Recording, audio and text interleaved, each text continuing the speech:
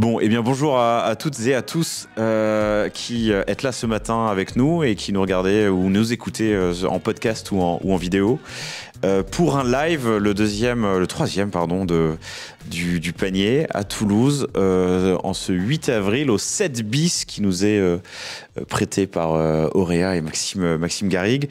Grand plaisir de recevoir du coup avec vous Julien Bouet et Clément Thibault qui ont des parcours assez incroyable. Et je dois dire que quand on préparait cette session avec Maxime, il dit je te présente deux gars, tu verras. Et j'ai dû passer à côté de pas mal de choses. Parce que quand on a préparé l'entretien avec Julien et Clément la semaine dernière, waouh, quel parcours, quel chiffre, c'est assez hallucinant. Vous connaissez peut-être ici, puisque c'est une belle petite communauté à Toulouse. Mais pour vous qui nous regardez ou nous écoutez, vous allez voir, c'est assez incroyable. Julien, qui a cofondé Brico Privé, une énorme croissance. On va regarder ce qui s'est passé entre, en gros, les 10 premières années, 2012 et 2020-2022. Croissance LBO, structuration des ops, le lancement sous la forme de vente événementielle, puis le lancement de la marketplace. Et Clément, qui est cofondateur du Petit Ballon, 2013-2021, avant de prendre la direction générale de Brico Privé, puis de NutriPure aujourd'hui, et de se lancer dans d'autres aventures. On en parlera. Pareil, des enjeux de structuration, et puis une belle analyse de ce que tu peux voir en termes d'ops, de log, et puis des DNVB et de distribution. On va essayer de faire tourner la parole, mais je commence par toi, Julien. Raconte-moi le début, le lancement de Brico Privé. Pourquoi, comment, sur quelle verticale La genèse. Là, ouais. Alors, écoute, Brico Privé, déjà, c'est l'histoire, c'est très lié à l'histoire des deux cofondateurs, donc Marc Leverger et la mienne, puisque nous, avant tout, on avait une expertise sectorielle. C'est-à-dire que tous les deux, on travaillait dans le secteur du bâtiment et du bricolage, et pour le coup, on ne connaissait pas du tout le monde du digital. Zéro. Sauf que en 2012, donc expérience salariée jusqu'en 2010, collaborateur au sein du groupe Atlantique, qui est un industriel français, on crée une première structure avec Marc Leverger en 2010 de développement commercial, toujours dans les métiers du bâtiment et du bricolage. Et à ce moment-là, les marques pour qui on travaille, puisqu'en fait on leur proposait des commerciaux pour développer leurs produits, particulièrement leurs nouveautés, ces marques-là nous titillent en nous disant est-ce que vous pouvez nous aider à vendre sur Internet ? Est-ce que vous savez vendre sur Amazon? Est-ce que vous savez aller sur les marketplaces? À l'époque, le mot commence à émerger. Et nous, à l'époque, pas du tout. Sauf que la demande se présente une fois, deux fois, 10 fois. Et là, à ce moment-là, moi, je dis à Marc, écoute, je pense que là, il se passe quelque chose et il faut qu'on s'intéresse au sujet. Sachant qu'on est en 2012 et il n'existe pas grand-chose sur le bricolage online. On a un petit confrère qui, à l'époque, s'appelle Mon Échelle, qui est devenu Mano Mano. Voilà, on est un peu les deux là. J'avais complètement zappé que Mon Échelle, ouais, c'était Mon Échelle avant. Ouais, pour le petit flashback.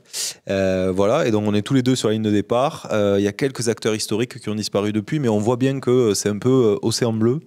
Pas trop d'iceberg à l'horizon, et donc un terrain de jeu assez sympa. Sur du B2B? Alors, notre idée de départ avec Marc, c'est plutôt de partir en B2B, puisque nous, on connaît bien les artisans, on connaît bien la distribution pro. Et donc, à l'époque, on se rapproche de Benoît Durand et Guillaume Bertel, cofondateurs de Private Sport Shop. Il s'avère que Benoît est un ami. Et donc, nous, on ne connaît rien au digital et on sait qu'eux sont très avancés sur l'acquisition market. Et donc, on va les voir à Montpellier, plein mois d'août. Donc, moi, j'y vais, mon petit sac d'idées, là, un peu en vrac. Et donc, je vais voir Benoît et je lui dis, écoute, on réfléchit, il y a un truc à faire sur les artisans. Et donc, celui qui me dit, écoute, je t'arrête tout de suite. Les artisans t'oublient. Il me dit, nous, ce qu'on sait faire, c'est de l'acquise mass market B2C. Et puis, au fait, ça fait 18 mois qu'on bosse sur une plateforme de vente privée pour le sport.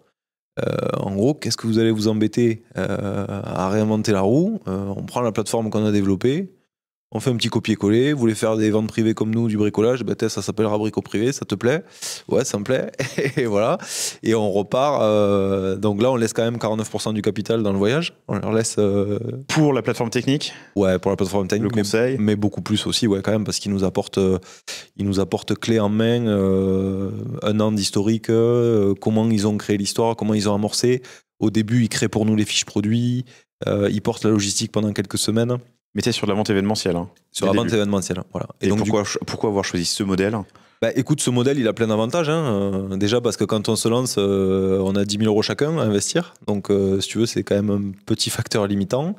Et c'est un modèle qui, à l'époque, est hyper vertueux puisque tu vends des produits que tu n'as pas commandés, que tu as juste réservés chez un industriel qui a bien voulu te les mettre de côté. Tu ne lui payes une fois que tes clients t'ont payé et tu ne lui achètes que la juste quantité de ce que tu as vendu. Et à cette époque, il y a deux modèles qui sont hyper vertueux en e-commerce quand tu veux te lancer, c'est la vente privée et la box.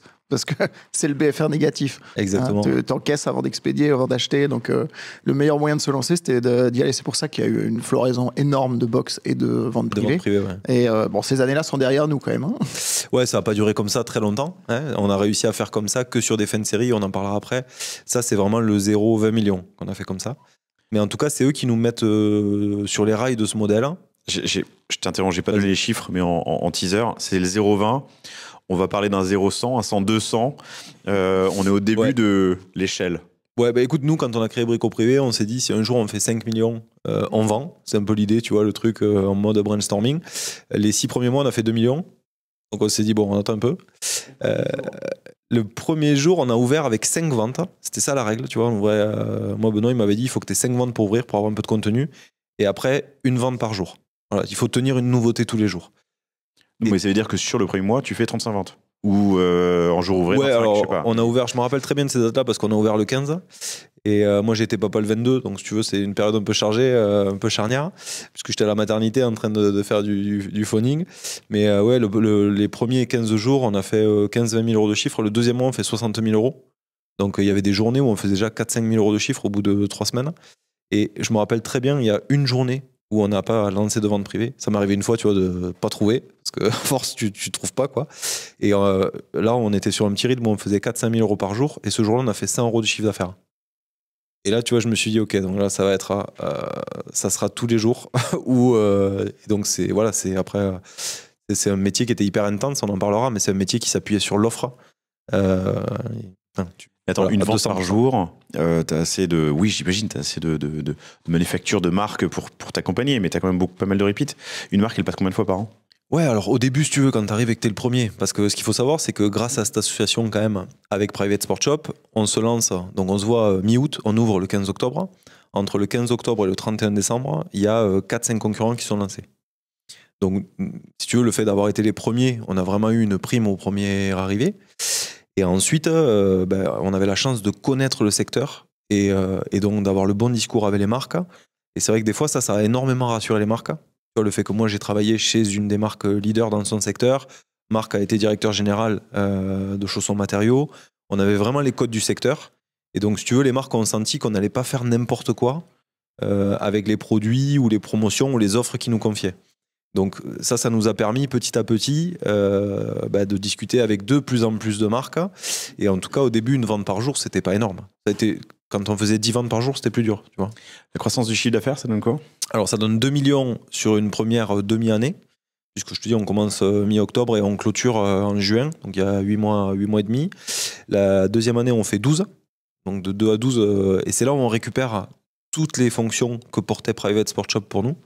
Donc au bout de 18 mois, on a tout réintégré. Alors, la logistique au bout de 1 mois, le service client au bout de 3-4 mois, les fiches market au bout de 6-8, tu vois. Ça chipiait depuis un entrepôt ou depuis le vendeur? Toujours depuis les entrepôts. Okay. Ça, c'est un des choix hyper forts qu'on a fait, on pourrait y revenir. Ça a été un choix ultra structurant. Ouais, Clément, je te vois acquiescer.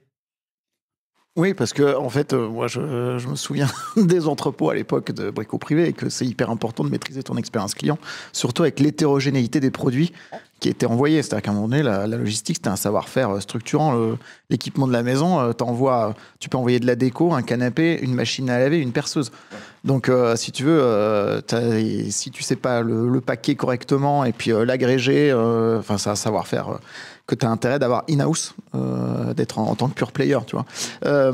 Après, il y a un point que je veux souligner quand même dans cette histoire-là, parce que pour les gens qui nous écoutent, c'est une des intelligences incroyables que vous avez eues avec Marc, c'est à un moment donné de se dire, avant qu'il y ait des trucs à se partager, créons de la valeur, et quel est le meilleur moyen d'aller très très vite pour créer de la valeur? Une des raisons de l'hypercroissance, c'est ce coup super malin avec Private Sport Shop.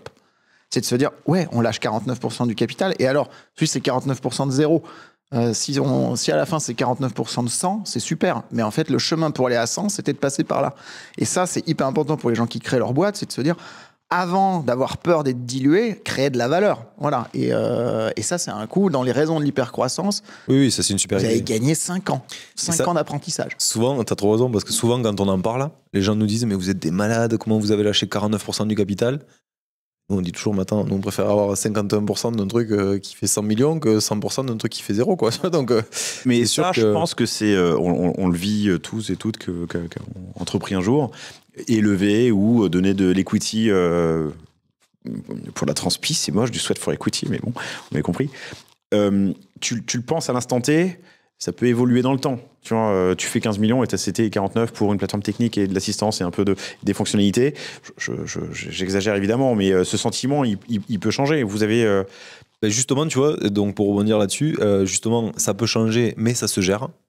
Puisque nous, c'est ce qu'on a fait. En fait, au bout de 18 mois, on a racheté 10% de la boîte avec Marc, donc 5% chacun, parce qu'il y a un fonds à ce moment-là qui est venu s'intéresser. Et d'ailleurs, c'est grâce à eux.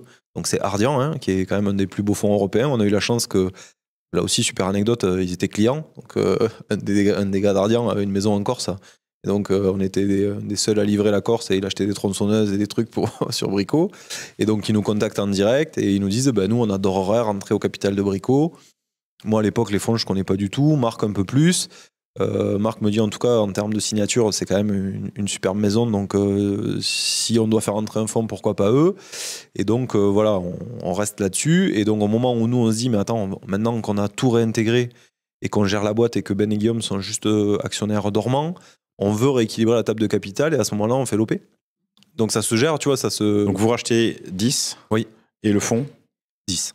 Ok. Voilà. Donc de 49, il passe à 29. Pardon. Voilà. Okay. Sur une valo au bout de 18 mois qui est fixée à 20 millions. Donc tu vois, on prend quand même un risque aussi l'entrepreneurial. Ouais. Puisqu'à Marc, on s'endette à titre perso chacun, en gros d'1 million pour acheter la boîte qu'on a créée, 5% de la boîte qu'on a créée 18 mois plus tôt. Donc on y croyait fort quand même, tu vois. Oui, et tu croyais pas que c'était cher payé. En vrai, quelque chose que on avait quand même le track record. Non, mais c'est bien, c'est une certaine sagesse. Mais parce qu'en fait, souvent quand tu es au début de ton histoire entrepreneuriale, tu crois que toutes les décisions sont figées, tout ce que tu vas faire, c'est du marbre, entre guillemets. C'est exactement comme le parcours scolaire. Tu sais, as l'impression que chaque choix, tu vas prendre telle option en 2e année, c'est fini, tu feras plus jamais. Sauf qu'en fait, l'histoire s'écrit tous les jours. Si tu as confiance en toi, l'histoire s'écrit. Ça se gère. Toi, tu le dis comme ça. Moi, je le dis autrement. Je dirais l'histoire s'écrit. C'est à toi de maîtriser ton destin. Tu as toujours des options. Tu changes, etc. Il faut avoir de la créativité, puis saisir des opportunités ou te les créer. Mais en fait, tu peux toujours écrire l'histoire. Voilà, tu as toujours le crayon. Il y en a 2-3 qui nous ont pris quand même un peu pour des allumés parce qu'ils ont dit ils ont déjà lâché 49%, ils sont pas très malins. Ils rachètent. Bon, mais en fait, tu vois, à la fin, ça s'est bien passé. Mais et le fonds, c'était pas rédhibitoire pour lui de voir qu'il y a un dormant à 49 ? Alors oui, bien sûr, il y a des solutions pour le racheter. L'histoire s'écrit tous les jours, mais on le voit parfois dans des incubateurs ou des accélérateurs où tu as un fonds qui va, enfin même pas la structure qui va avoir 20, 30, 40%, c'est rédhibitoire pour certains fonds. Écoute, a priori, ça l'a pas été puisqu'ils ont fait déjà. Si on reprend l'historique, après, je pense qu'il y avait quand même, il y a toujours eu quelque chose de très vertueux entre l'histoire de Brico Privé et l'histoire de Private Sport Shop. C'est que Private Sport Shop avait ses 18 mois d'avance, et donc en gros, ils nous traçaient la route. Donc on avait des KPIs, on avait des temps de passage. Pour nous, c'était hyper important de se dire, OK, la 2e année, ils avaient fait 12, OK, on fait 12, on est dans les temps. Et à un moment donné, on est passé devant, y compris, tu vois, en termes de croissance. Et ça nous permettait aussi d'avoir un benchmark permanent, puisque eux, ils étaient sur un métier du textile qui est vraiment l'ADN des ventes privées. Les ventes privées, ça a été créé par des gens qui viennent du textile avec 2 destockages par an. Et nous, on a très vite été à sec là-dessus. C'est-à-dire, comme je te disais, on a fait le 0-20 millions sur des fins de série, avec tout le modèle pur des ventes privées, pas de stock, du BFR négatif, etc. Arrivé à 20 millions, nous, on a vite été confrontés et en fait, des fins de série, il n'y en a plus. Donc, en fait, on fait quoi, là ? Parce qu'entre-temps, on avait bien grossi, on avait bien pris nos entrepôts, ça y est, on était 40, le truc était quand même... voilà. Et donc là, on a fait, à l'époque, ce que je vois beaucoup aujourd'hui, c'est-à-dire on a fait un peu dénicheur de marque. Aujourd'hui, je vois des modèles qui cartonnent, type Choose. J'ai vu un truc qui s'appelle Tilt, là, récemment aussi. Donc, eux, c'est plus ils sont des stockeurs, des nicheurs de marque. Et donc, nous, en fait, on est parti là-dessus. Là, encore une fois, je pense que notre connaissance du secteur, elle nous a beaucoup aidé. C'est-à-dire, nous, on savait très bien que le secteur du bricolage en France, hein, il est verrouillé par 3 acteurs, dont 2 qui pèsent 80% du marché. Donc, si tu n'es pas référencé chez ces 2 distributeurs, le marché du bricolage en France, tu le verras jamais, quoi. Tu verras jamais les clients. Et donc, nous, en plus, moi, j'avais travaillé 7 ans en Espagne, Marc avait travaillé aussi à l'étranger. En fait, on s'est dit, là, on a trouvé toutes les fins de série en France. Par contre, on s'est dit, autour de nous, là, il y a 500 ou 600 marques qui rêvent de vendre en France, qui se sont tapés tous les salons du bricolage, qui ont pris des stands, qui ont lâché des 30, des 40, des 50 000 euros pour venir exposer leurs produits et qui n'ont jamais fait 1 euro de chiffre.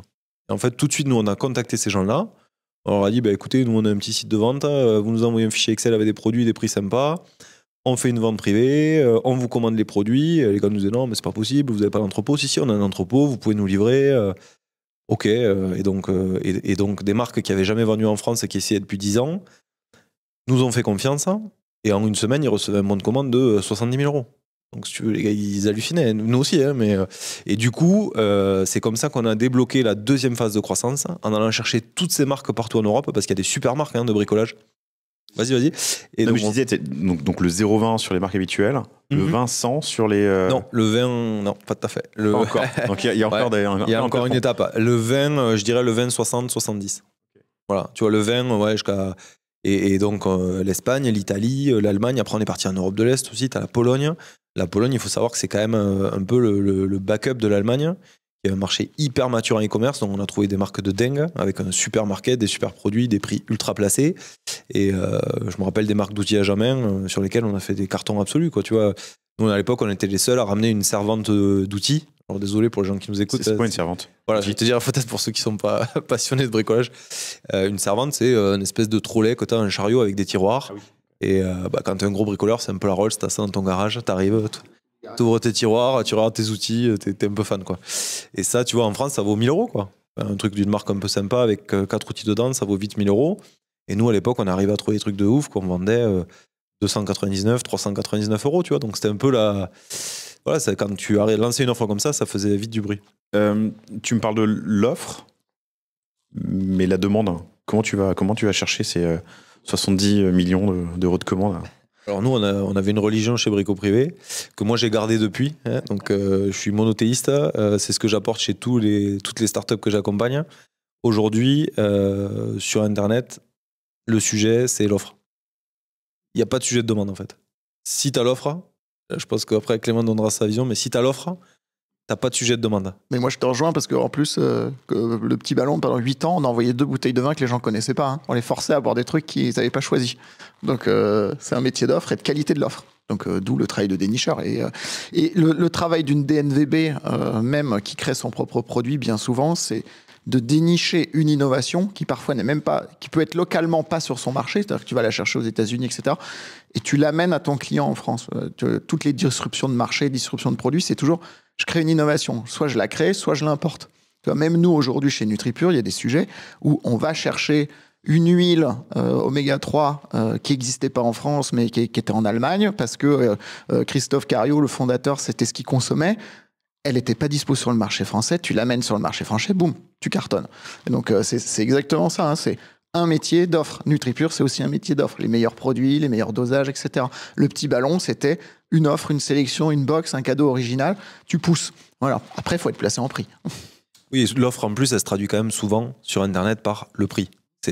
Quand tu es une DNVB, c'est un peu différent, mais quand tu es un distributeur et que tu vends des produits que les clients peuvent trouver par ailleurs, il y a tout de suite un comparatif prix qui s'installe. Et donc, nous, notre métier, c'était de trouver d'abord des super prix et de préférence sur des super marques. Si tu avais le prix sur la marque connue, tu vois, et nous, en plus, sur les ventes privées, il y avait vraiment une prime à la première fois. Donc, tu vois, la première fois qu'on a eu Groé, la première fois qu'on a eu Somfy, la première fois qu'on a eu Facom, c'était incroyable. Tu arrivais le matin, tu te connectais à 8h sur ton PrestaShop, tu voyais que tu avais fait 70 000 euros de chiffre en 1 heure, tu savais que ça allait être la folie.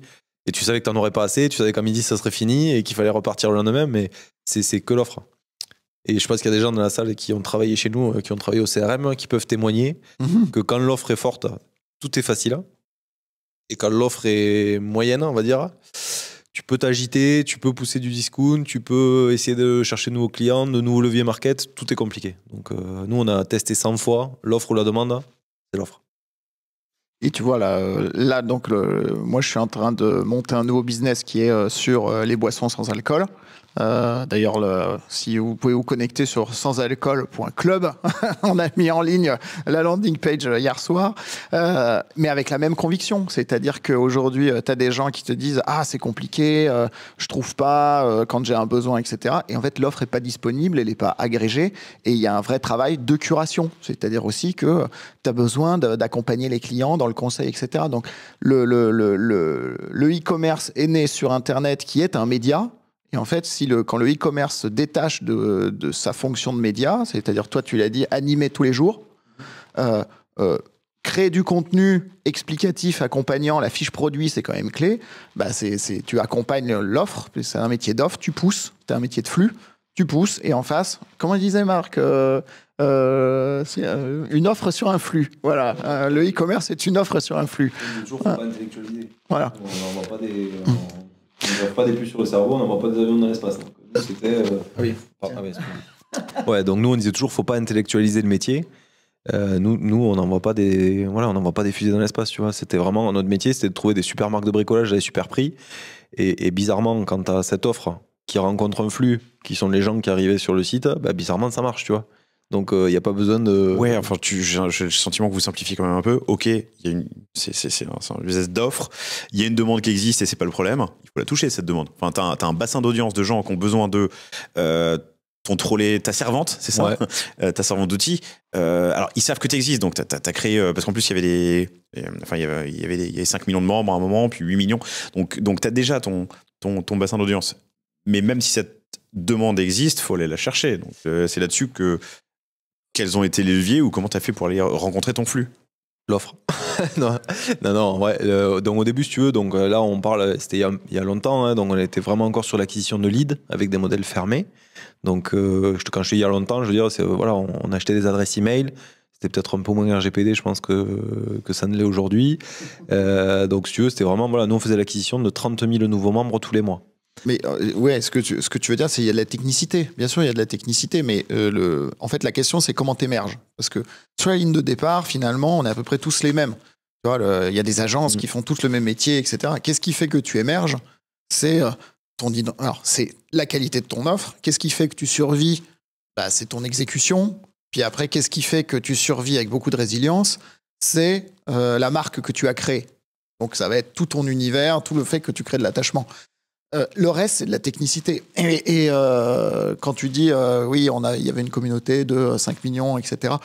Oui, après, le modèle d'acquisition va s'adapter. Donc, Brico Privé, le sujet, c'était tu crées ton audience et du coup, ton modèle d'acquisition, parce que tu as peu de marge, ton modèle de trafic va être du trafic gratuit parce que tu capitalises sur les clients que tu vas chercher.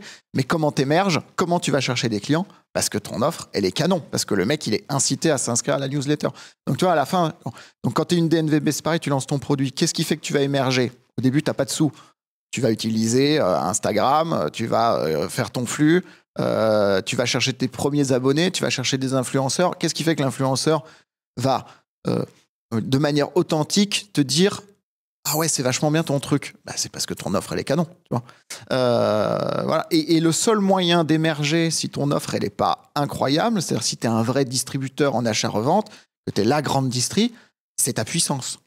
Donc, soit tu as de la puissance, parce que là, tu es capable de batailler sur le prix au pouillème près, puis tu vas écraser tous tes coûts, tu vas maîtriser tout, mais parce que tu es un mastodonte. Tout le reste, ça va être la qualité de ton offre qui te fait émerger. Donc, toujours, le premier truc, c'est faites des bons produits. Un produit de merde émerge pas, et un produit, c'est un prix, une qualité, un service rendu, tu vois. Donc, c'est les basiques du basique. Je pense que là où tu voulais venir, c'est qu'il y a quand même aussi besoin d'avoir une petite enveloppe market pour aller chercher les premiers clients. Donc, effectivement, nous, au début de Brico Privé, donc, on met 10 000 euros chacun de notre épargne, et on va emprunter 50 000 euros auprès d'un établissement bancaire à l'époque qui nous fait confiance. Et donc on se dit, ces 50 000 euros, on va les dépenser sur, je crois qu'on ouvre le 15 octobre, on se dit, avec ça, c'est notre budget market jusqu'à fin janvier. Et avec ça, si ça décolle, ça décolle. Si ça décolle pas, ça décollera jamais. Okay. Et donc en fait, Benoît, à l'époque, qui est le fondateur de Private Sport Shop, qui est le sachant chez nous de ça, les 50 000 euros, je crois qu'il les a dépensés en 3 semaines. Et en fait, après, pour ceux qui le connaissent, c'est un peu aussi son caractère, mais il les a dépensés en plus de façon très intelligente. En fait, il les a dépensés voyant qu'en face, il y avait une conversion de malade. Donc c'est là où je te dis l'offre aussi, pourquoi au début on a réussi à continuer à tenir ce rythme et on a aussi distancé les autres. On a fait l'acquisition de 30 000 nouveaux membres tous les mois, puis de 60 000. C'est parce qu'on a créé cette dynamique, donc bon cercle vertueux, de mon offre elle est canon, donc je sais que sur ces 30 000 qui se sont inscrits, je sais qu'il y en a 15 000 qui vont acheter, je sais que ces 15 000 ils vont payer les 30 000 d'après, et donc c'était parti, tu vois. Donc c'est effectivement, il n'y a pas que l'offre. L'offre, si tu as fait venir zéro trafic, elle marche pas. Mais dès que tu fais venir un tout petit peu de trafic, t'enclenches le cercle vertueux. T'enclenches la dynamique. Et tu vois, à la fin, puisque ici on est aussi pour parler chiffres, Brico Privé, le budget market, c'était les bonnes années, 2% du CA. Les années où il fallait un peu soutenir, 4% du CA. Le petit ballon, on était à 8% de marketing. Tu vois, et il y a d'autres marques, d'autres DNVB, quand tu regardes les PNL, on est à 12-15% du CA qui est réinvesti en génération de trafic. Qu'est-ce que tu mets dans ces pourcents? Alors, moi, en général, j'enlève tout ce qui est marque. Ça pour moi, c'est du haut de funnel. Donc, voilà. J'enlève, c'est l'achat média et les outils pour piloter l'achat média. D'accord? Donc, c'est vraiment la génération de trafic. Je ne mets pas dedans la marque, je ne mets pas dedans les outils CRM, etc. Je mets vraiment les coûts market, dépenses publicitaires et outils d'attribution, fees d'agence. Voilà. Ouais, de feed, de relance. Nous, Brico, on a tenu pendant très très longtemps. Donc, il y a eu toute une phase, comme disait Clément, où c'était entre... Donc, pas les coûts de remise, pas les coûts de promotion. Voilà. Mais effectivement, pendant toute la croissance, on l'a tenu au max du max, on montait à 3, tu vois, tant qu'on était en modèle fermé. Donc ça, c'était hyper maîtrisé. Et encore une fois, quand on a commencé à augmenter ses budgets, c'est quand l'offre, on a eu du mal à trouver toujours de l'offre de plus en plus quali. Du coup, on est venu l'agrémenter d'un petit discount. Hop, aujourd'hui, c'est livraison gratuite. Puis un petit 10% parce que c'est l'anniversaire. Et là, ça pique très fort, tout de suite. Parce que nous, on avait du Google Shopping, alors qu'avant, on ne faisait pas. Etc., ouais, Google Shopping, c'est encore un peu une autre histoire. C'est parce que Google Shopping, à un moment donné, on s'est retrouvé comme tout le monde. Donc en 2020, arrive donc, pour finir la trajectoire, donc, je te dis, on fait le 0,20 à l'FN série, le 20-60 avec l'Europe, dénicheur de marque. Et même là, à un moment donné, on plafonne un peu. C'est-à-dire que nous, parce qu'une fois que tu as fait découvrir la marque, tu vas pas la faire découvrir 3 fois. Donc ça y est, ils l'ont vu, ils l'ont revu. En plus, nos petits copains à côté de Mano Mano, ils grossissent. Et eux aussi, ils se disent, nous aussi, on peut les ramener, ces marques. Puisqu'avec une marketplace, c'est facile de dire aux gars de se brancher et de venir vendre. Donc en fait, si tu veux, on n'a jamais été concurrent direct. Mais une fois que nous, on avait déniché la marque et que eux commençaient à l'exposer 365 jours par an, nous, il fallait qu'on aille en trouver une autre. Tu vois, donc ça nous a toujours tiré vers le haut, mais ça nous a aussi à un moment donné fait plafonner. Et donc quand on arrive aux 60 millions, donc on fait 2 acquisitions quand même. Donc à l'époque, on rachète un site qui s'appelle racetools.fr, qui ressemble beaucoup plus à notre idée de départ, puisque Racetools, c'est de la vente d'outillage pro à des pros. Donc c'est les fameux artisans. Vente événementielle? Pas du tout. Basique. Et en fait, on fait l'acquisition pour 2 raisons. La première, c'est qu'on se dit, on va accéder à un sourcing. À l'époque, ces marques pro sont très conservatrices. C'est-à-dire, la règle, c'est je te vends si tes clients ont un numéro SIRET. Je vends à des distributeurs dont les clients sont des pros. Les métros et autres, où il faut montrer son patte blanche. Donc nous, sur Brico Privé, c'était pas du tout le cas. On savait qu'on avait moins de 10% de pros. Et en plus, les pros qu'on avait...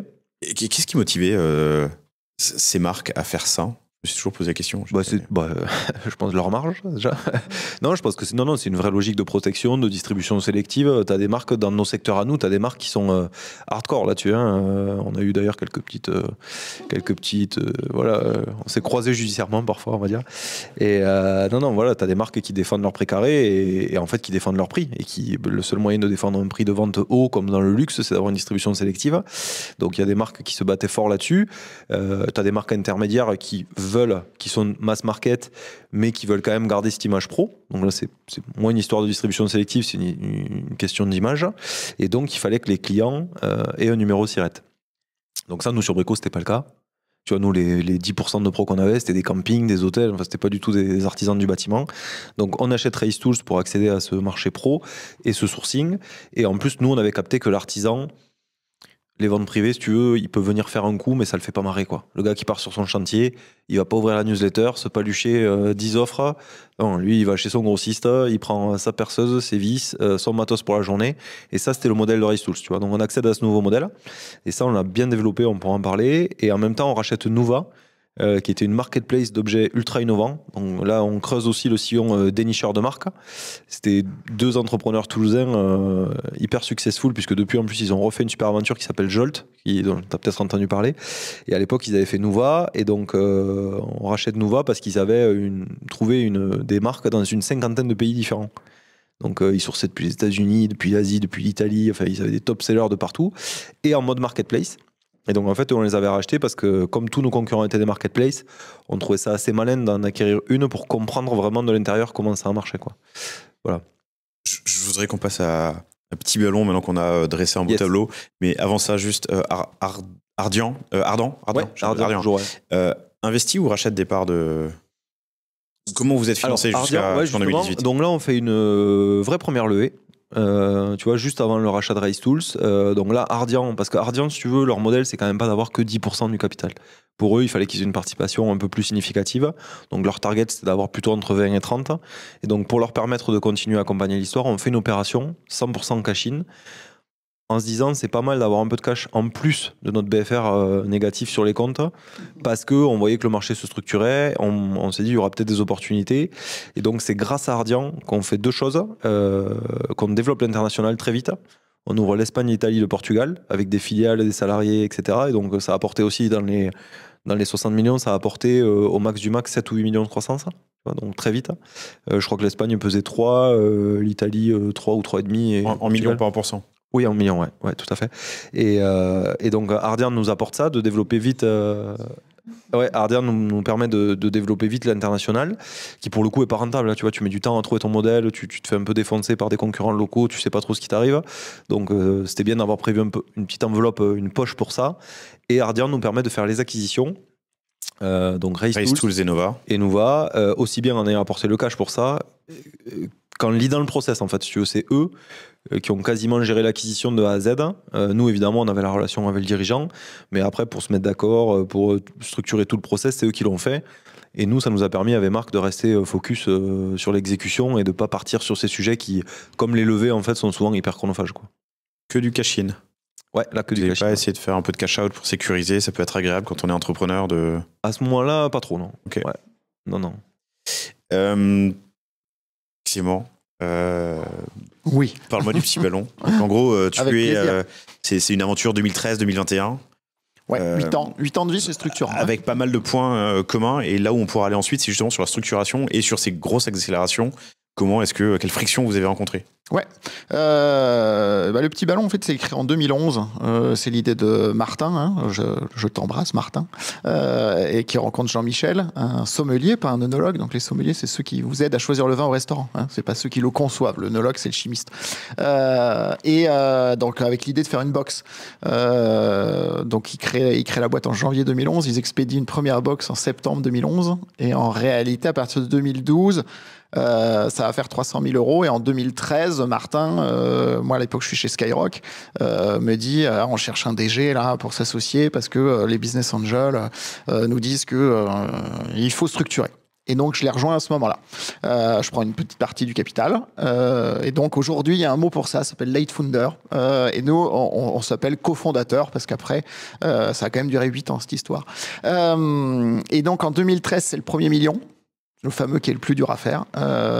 Et là après, donc 2014, fort de ce premier million et d'un tout petit EBITDA positif, mais qui à l'époque se traduit quand même par un résultat net négatif. Et donc là, c'est les débuts de l'entrepreneuriat. On croit que tout est des résultats nets. Non, en fait, le résultat net, c'est un sujet de comptable. Le vrai sujet, c'est l'EBITDA. Fort de ce tout petit EBITDA de plus 5 000 euros, on va lever 500 000 euros en 2014 auprès de Wonderbox. Et pourquoi Wonderbox? Alors ça, c'est rigolo parce que, en fait, personne ne veut mettre des fonds dans le petit ballon parce que c'est pas assez cash machine. Parce qu'à l'époque, il y a le scandale de Château Online, donc la distribution de vin en ligne, qui a défoncé le marché. C'est-à-dire que les gens se disent le vin, c'est un secteur dans lequel il n'y aura jamais rien à faire, etc. Et que en plus, bizarrement, les seuls fonds qui ont beaucoup d'argent à ce moment-là, c'est les fonds souverains qataris, émiratis, etc. Et eux, quand on leur parle d'alcool, ils sont pas trop pour. Voilà. Donc ça se fait comme ça se fait sur un coin de table parce que le mec de la banque d'affaires connaît le fondateur de Wonderbox et le directeur général Fabrice Lépine, etc. Et in fine, on lève 500 000, dont on n'avait pas tellement besoin. Parce que BFR négatif. BFR négatif voilà. Également, le principe Exactement. De la box. Mais franchement, moi, je me suis acheté des nuits de sommeil grâce à ça, parce que voilà, la ligne de trésor, on a levé 500 000, hein, c'est rien. Alors évidemment, on a levé 500 000, annoncé 1 million. Donc ça, c'est pareil hein, pour tous ceux qui voient les levées de fonds en général. Vous sachez que vous pouvez diviser par 2. Bah, pas par combien, je ne sais pas, mais déjà, il faut regarder la mécanique. C'est-à-dire que s'il y a BPI dans l'affaire, en général, ils rajoutent le prêt, le machin, le truc, l'option de deuxième levée dans 3 ans, et puis on fait un package global et on annonce qu'on fait 23 millions, quand en général, le mec en a 5 sur les comptes. Voilà. Donc, voilà, donc ça, c'est le... Et puis...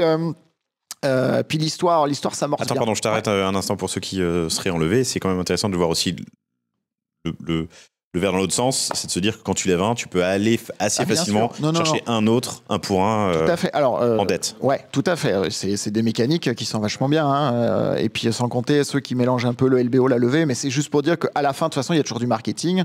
Derrière, il y a une vraie technicité. Et de toute façon, les levées, c'est vertueux. Hein, que je ne me trompe pas de message.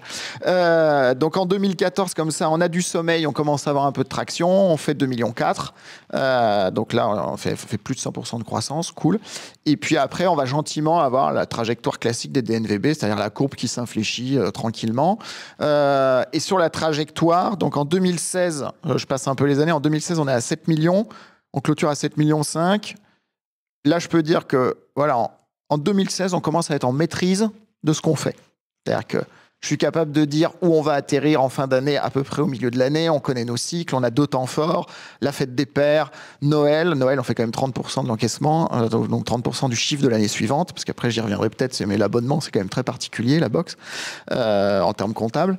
Et là, coup de bol, on croise sur un salon l'équipe 20 de vente privée. Et eux, ils se disent, ouais, nous, on voit bien que vente privée... on a raflé tous les stocks, la filière viticole se structure, les mecs même pensent à nous maintenant dans leur stratégie market. Donc, on ne pourra pas faire plus de 5 ventes par jour. Il y a 365 jours dans l'année. Donc, à un moment donné, on a un plafond. C'est déjà énorme hein, quand même. Ah, mais alors, il faut savoir quand même... Il y a combien de viticulteurs en France ? Alors, combien de maisons, combien de domaines je crois que l'ordre de grandeur, c'est 15 000 ou 12 000 vignerons, je crois, un truc comme ça. Hein. Mais je te dis peut-être une grosse connerie. Parce que là, j'ai quand même, pour faire le panier aujourd'hui, j'ai quand même ressorti mes fichiers Excel de l'époque. Je suis plus trop dans le secteur. Hein. Donc, voilà. Les chiffres dont je me souviens, c'est genre 9% en bio, etc. À l'époque, on avait utilisé ces modèles-là pour faire le business plan. Donc, on croise l'équipe VP. Et à l'époque, c'est drôle parce que tu te dis, le marché du vin sur Internet, tout le monde nous dit, il y a une super traction, ça va cartonner, nanana. Sauf que le premier vendeur de vin en France, sur Internet, c'est VP. Enfin, vente privée à l'époque. Donc, je te dis, OK, donc les mecs qui vendent le plus de vin, c'est une plateforme de vente privée qui s'est construite sur le modèle de la mode et qui travaille le modèle du déstockage. Il y a quand même un problème, tu vois. C'est qu'en fait, le vin sur Internet, ça se vend pas. Donc, et le deuxième qui est le plus regardé aujourd'hui, c'est le modèle de la box. Parce que c'est eux qui nous rachètent à ce moment-là. Donc, ils nous rachètent en 2017. Et donc, du coup, là, je découvre le monde de la vente privée de l'intérieur. On peut en parler ou pas ? Oui, alors on peut complètement en parler. Hein, c'est derrière nous. À l'époque, ils prennent 55% du capital. Et ça se fait, franchement... Et vous aviez une clause, vous vendiez proportionnellement à vos... Ouais, tout à fait. En fait, alors, non. Pardon. C'est certainement clair pour tout le monde, mais à tout hasard, je le dis quand même. Mais quand on est, par exemple, 3 au capital à 33% chacun, et si quelqu'un vient prendre 50%, on peut choisir dans le pack d'actionnaires des 3 premiers s'il prend 50% de chacun ou l'intégralité du premier, la moitié du second, et ainsi de suite. Exactement. Alors, en fait, tout s'écrit. Tout à l'heure, je disais, tout s'écrit dans un pacte. La question, c'est quelle est l'histoire et quelles sont les réalités, en fait, opérationnelles qui sont derrière. Donc, quand VP arrive, qu'est-ce qui se passe ? On a des business angels, on a Wonderbox au capital. Donc, la stratégie, c'est on sort les business angels, on sort... Les prios, quoi. Voilà. Les prios, surtout ceux dont, finalement, le cycle d'investissement est terminé et qui sont hyper contents. Dedans, il y a Marc Ménazé, aujourd'hui de Founder Future, qui était business angel. Donc voilà, aussi très très belle rencontre. Donc Marc, il est ravi de récupérer ses sous. Il a fait une super trajectoire avec le petit ballon. C'est une belle histoire qui se raconte. Donc tous les business angels sortent. Donc ça représentait à l'époque, je crois, 30% du capital. Et puis nous, on fait une petite opération de dérisquage. C'est le meilleur moyen de récupérer un peu de sous. Donc effectivement, là, on sort tous proportionnellement et VP prend le reste. Voilà. Donc en gros, il prend la part des business angels plus nous, proportionnellement, pour monter à 55%, pouvoir consolider. Parce que leur truc, c'est on consolide. Et l'histoire avec vente privée, quand même, c'est que c'est des gens très smart. Tu vois, mais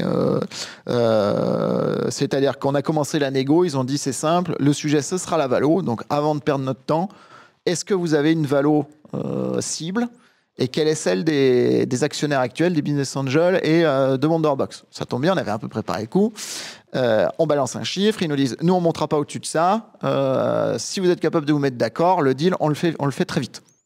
Et en fait, on allait taper un peu plus haut, mais le chiffre qu'ils annoncent comme fourchette haute correspondait à un peu au-dessus de notre fourchette basse. Donc ça veut dire qu'on était OK dès le début. Et donc après, ça s'est fait très vite.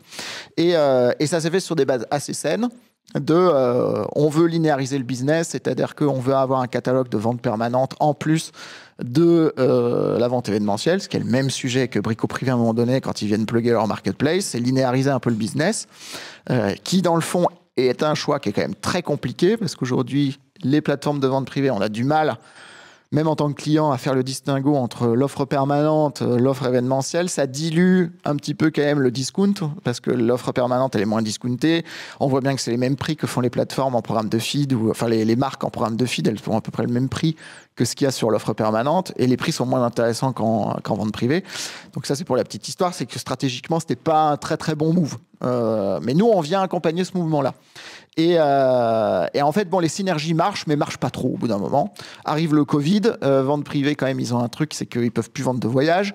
Et petit à petit, ils décident de céder leur participation non stratégique. Et nous, on a quand même du mal à opérer ce modèle, c'est-à-dire que l'offre permanente, on fait 1,2 million avec eux de chiffre d'affaires. C'est pas énorme. C'est pas rien, mais c'est pas énorme. Donc, ils voient bien que, grosso modo, on a du mal à opérer les deux trucs, quoi. L'offre permanente, c'est quoi? C'est pas la box? Alors voilà, non, alors, on avait deux synergies avec eux. C'est que d'abord, on avait accès à leur modèle d'acquisition. Donc, on faisait des ventes privées sur nos modèles d'abonnement cadeau. Donc, acquisition box, ça cartonnait. Puis après, ça s'étiole parce qu'au bout d'un moment, tu as un peu toujours la même offre, mais on avait accès en gros au modèle d'acquisition de vente privée pour le petit ballon, donc c'était générateur de valeur. Et puis il y avait 3 synergies. Et la deuxième synergie, c'était le fait que donc on venait nous créer un shop, tu vois, un caviste indépendant au sein du site venteprivée.com et de l'appli. Voilà, un shop-in-shop, exactement. Avec une sélection à nous, un pricing moins 10% qui correspondait à ce qu'on était capable d'aller chercher par rapport au prix classique que tu trouvais chez les autres cavistes. Et une sélection, tu vois, caviste indépendant. Parce que l'idée, c'était d'utiliser la marque, de capitaliser dessus et tout. Et puis la troisième synergie, c'était la logistique. Alors là, par contre, ça cartonnait parce que vente privée... Chez Colissimo. C'est un bazooka, non? Ah bah c'est monstrueux. Mondial, moi j'avais des tarifs mondial relais avec Colissimo que je ne reverrai plus jamais dans ma vie de e-commerçant. Et donc j'économisais 1 euro par box entre avant et après le moment où je suis rentré chez Vente Privée. Donc quand tu expédies 300 000 box cette année-là, c'est 300 000 euros d'EBITDA. Mécaniquement, tu signes le papier, bim. Voilà. Donc c'était très bien. Ça a créé de la valeur. Mais tu vois, la synergie log, elle est canon. La marketplace, bon, ok, on fait 1,2 million, donc c'est certainement pas ce qu'ils voulaient faire. Eux, ils sont quand même en difficulté sur le vin parce que, c'est ce que je disais, il y a de moins en moins. Les vignerons ne surstockent plus, ils ont plus de problèmes de récolte, ils ont commencé à adapter. Puis même, ils savent très bien que maintenant, vente privée, ça fonctionne comme ci, comme ça, nanana. Et puis il y a plusieurs acteurs de vente privée, puis il y a vente à la propriété, puis il y a machin. Bon, donc les mecs se sont digitalisés. Donc le bassin de concurrence est plus compliqué et nous même en termes d'acquisition chez eux, on est un peu monoproduit, hein. On vend une box, certes on peut faire plusieurs abonnements, mais au bout d'un moment tu racles un peu la base. Donc la première vente privée c'est canon, on est là, on ouvre le champagne.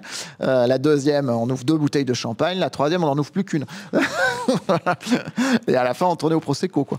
Donc Et donc VP cherche voilà. à se débarrasser VP, de ses... se débarrasser, pardon. Ouais, je pense sortir ses assets non stratégiques. Ils ont besoin un peu de cash, etc. Et là, quand même, Grandjean, moi je me souviens, on est dans son bureau, il nous dit, moi je suis pas là pour niquer les petits jeunes. Il dit, le pacte, c'est un truc, c'est un bout de papier qui nous lie. Moi, ce que je veux, c'est que le petit ballon, ça reste une belle histoire. Je suis pas là pour être le mec qui va croquer les belles marques qui se sont montées. Entrepreneur, c'est une vie compliquée. Donc, il faut qu'on trouve une sortie qui soit élégante. Si vous voulez sortir, vous trouvez un acheteur. On sort, pareil, une valo qui détruit pas de valeur, et on y va. Et là, coup de bol, donc il y a le Covid quand même. Donc, eux, ils sont en difficulté de cash, et nous, on cartonne. 2019, c'est une année où c'est difficile. Tu vois, on sent, je vous disais, la courbe des DNVB, on a du mal à passer le plafond de verre. Pourquoi ? Parce qu'en fait, le repeat est compliqué. Donc là, on est en 2019, on vient de faire 15 millions, 17, tu vois, et on fait un Noël qui, pour la première fois, est plus faible en 2019 qu'en 2018. Que le N-1, ok. Ouais. Et qui nous ramène, grosso modo, à l'année d'avant, 2017. Et là, ça déconne, parce que Noël, nous, c'est 30% des ventes. Dabo ? Ouais, d'abo, okay. Sous forme de cadeau. Okay. Et que du coup, tu vas expédier l'année d'après. Donc en fait, le chiffre d'affaires. Quelle durée moyenne ? En fait, on avait les 2 tiers des ventes qui se faisaient sur le 3 mois en cadeau. Okay. D'accord, c'était 3 mois, 6 mois, 12 mois. Que tu vas produire en janvier, février ou février, mars, avril, quand c'est activé. Voilà, mon pic de box, ça c'est très bien pour les logisticiens, ils nous adoraient parce que nous, on arrivait, notre pic c'était janvier, février, mars, avril. Et ils disaient, super les gars, vous n'êtes pas en novembre. donc on était un très beau dossier. Et donc là, voilà, on fait le même chiffre que N-2. Et donc là, on sent que ça va déconner. Donc plan de recrutement, on resserre les vis, machin, nanana. Et puis arrive le mois de mars. Nous, on est en Espagne. À l'époque, les bureaux, le market, etc. On a 2 bureaux, Paris et Barcelone. Barcelone pour kiffer. Ça, c'est Martin, il a apporté un truc, c'est que quand tu montes une boîte, c'est pour kiffer. Et donc, à un moment donné, il en avait marre de Paris. Il m'a dit, je me pars à Barcelone pour kiffer. Si ça fait du sens, on met un bureau à Barcelone. Ça faisait du sens. Et moi, je l'ai rejoint et on a bien kiffé Barcelone. Et donc, nous, on a le confinement quand même 10 jours avant tout le monde, grosso modo. Hein. Et donc, on voit le truc arriver. On se dit, oh putain, oh punaise. Et là, les ventes s'effondrent les 5 premiers jours. Donc, on met la boîte en sommeil presque. Et là, se passe les Skype apéro, machin. Tout le monde a envie de picoler en confinement. Et là, on commence à voir, il se passe un truc. Les ventes augmentent. Bon. Et puis on a même VP qui appelle, qui dit on peut plus rien mettre sur la home parce que Colissimo veut plus envoyer de meubles, donc on peut pas mettre les meubles, on peut plus vendre de voyages, machin. Est-ce que vous expédiez ? Je dis bah moi je suis dans l'alimentaire. Le gouvernement a dit que j'étais un commerce prioritaire, donc la Poste livre mes colis. Et il a dit ok, on vous met en homepage. Donc là on a fait plus 300%. En mars, avril, mai. On a eu 3 mois, mars, avril, mai, où on avait accès à la home, quoi, 2 fois par semaine presque. Donc en fait, on vendait du vin. Voilà. Et là, le modèle de marketplace, il marchait bien pour VP, tu vois. Mais là, vous étiez dans le process de séparation de non, VP ? Pas encore. Ça arrive à l'été, en gros. Okay. Après, eux, c'est là où ils se disent, on a certainement besoin un peu de cash pour enflouer. Et puis le petit ballon, on voit que quand on les met en home, ça marche, mais si on les met pas en home, ça marche pas. Donc ils se disent. Voilà. Et puis la mariée est belle, tu vois, les chiffres sont canons et tout, donc c'est le bon moment. Et c'est là où moi aussi je me dis, en fait, s'il y a un moment où il faut vendre ton e-commerce, c'est début 2021, parce que les années 2020, elles sont ma boule en e-commerce, quoi. Et il y a un acheteur qui passe à ce moment-là, c'est des entrepreneurs lyonnais dans la logistique, ils proposent de racheter toutes les parts de VP, et ils nous disent à nous les fondateurs, qu'est-ce que vous faites ? Bon, à ce moment-là, il me reste 5%. J'ai 5% de la boîte et j'ai un investissement énorme en temps, etc. Et en pression. On sort de l'année de Covid, je viens d'être papa et là je me dis il y a un acheteur qui passe, on est en 2020, Noël 2019, je me souviens un peu de tout ça, je me dis comment va être Noël 2021 ? En fait c'est bien, il est temps de récolter. Voilà. Peut-être que je peux faire plus si je me réinvestis 5 ans, etc. Mais en fait, faut récolter, ça fait 8 ans, c'est cool, j'ai 5%. J'ai confiance en moi, on refera une autre histoire, etc. Et c'est là où je vends. Voilà.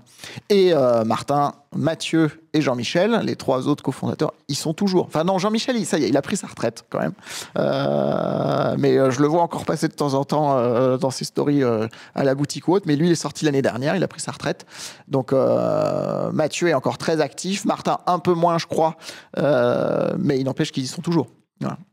C'est 8 années de chamboulement, d'avancement, de progression, de croissance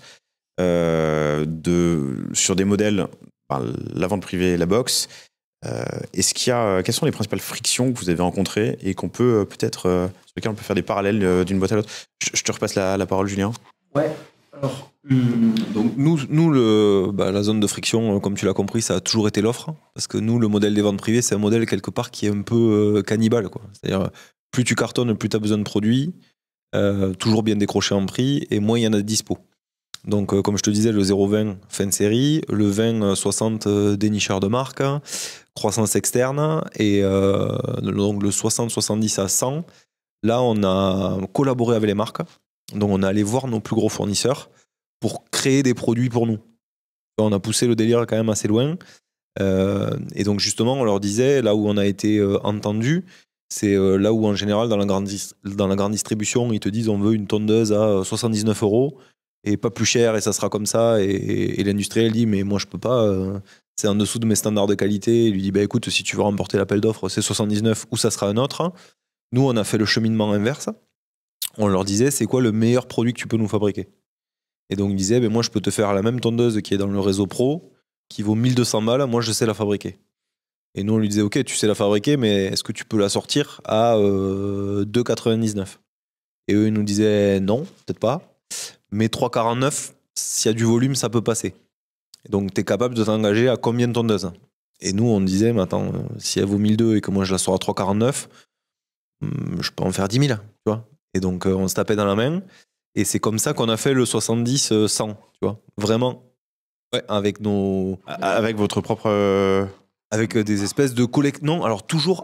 et là où on a été assez malin aussi, c'est qu'on a... Enfin, malin. Après, ça peut se discuter, mais... Ouais, voilà. Nous, on n'a jamais voulu apposer Brico Privé en tant que marque sur les produits. Tu vois, ça faisait pas de sens. Quand tu as un produit qui s'appelle Makita, tu vas pas dire, attends, je vais mettre Brico Privé, c'est mieux que Makita. Non, en fait, Makita, pour les produits d'équipement, c'est mieux que Brico Privé. Donc, les marques avec qui on a fait ça, on leur a permis de faire des produits top, certes décrochés en prix, mais des produits spécifiques, donc ça les dérangeait pas, tu vois, par rapport à leur distri classique, puisque ces produits-là, ils n'existaient pas forcément ailleurs. Et par contre, avec un positionnement de prix qui correspondait à notre ADN, à celui de Brico Privé. Et pour certains qui étaient souvent des marques de milieu de gamme, ça leur a permis aussi de montrer qu'elles savaient faire des trucs canons, tu vois, des produits beaucoup plus poussés, etc. Donc c'est comme ça qu'on a pété une fois de plus le plafond de verre à des 70, qu'on allait chercher les 100 comme ça. Et donc là, nous, puisque je vois qu'on rentre un peu sur l'histoire capitalistique, ça nous amène en 2018. 2018, on fait nos 100 millions d'euros, Brico plus Race Tools, donc le groupe. On a toujours été un EBITDA positif, il faut le savoir. On a toujours été rentable dès la première année.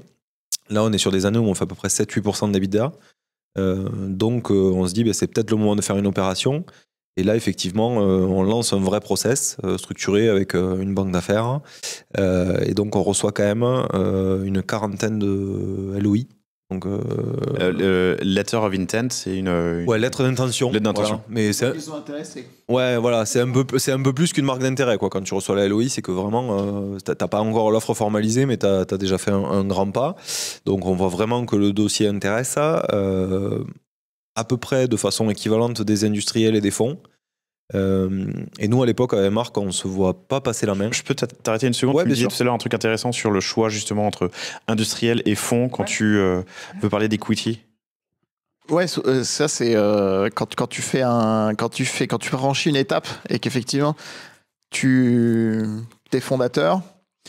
Quelle est l'histoire que tu vas raconter avec ta boîte et quelle est l'histoire que tu vas raconter toi? Et souvent, tu as deux types d'investisseurs qui arrivent chez toi. C'est le fonds. Le fonds, lui, quelle est son histoire? Il vient grosso modo pour 5 ans et faire une bascule en termes de rentabilité de son investissement. Donc, on va être sur un sujet vraiment financier.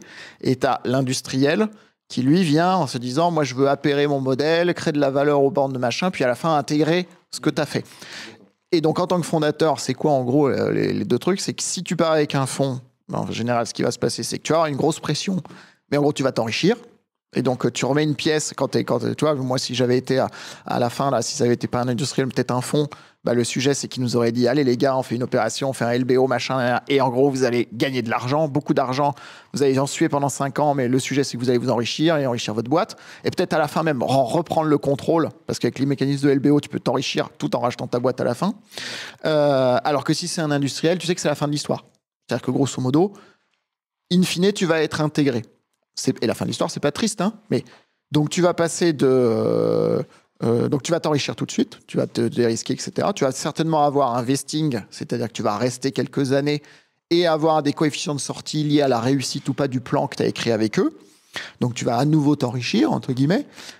Mais à la fin, le produit est fini. Toi, l'histoire de ta boîte, c'est fini. Elle a intégré un groupe. Et puis petit à petit, les gens du groupe viennent chez toi, te font recruter des gens. Nanana. Et donc là, la pression en général est moindre parce qu'en gros, tu as beaucoup de résilience. Tu as le groupe industriel. Le mec, si tu as des chiffres moins bons, il remet au pot. Il cherche des synergies, etc. Et donc, c'est plus tranquille en tant que fondateur. Par contre, tu t'enrichis moins. Les coefficients sont moindres. Et donc, quand tu as une étape comme ça, c'est qu'est-ce que tu fais, quoi?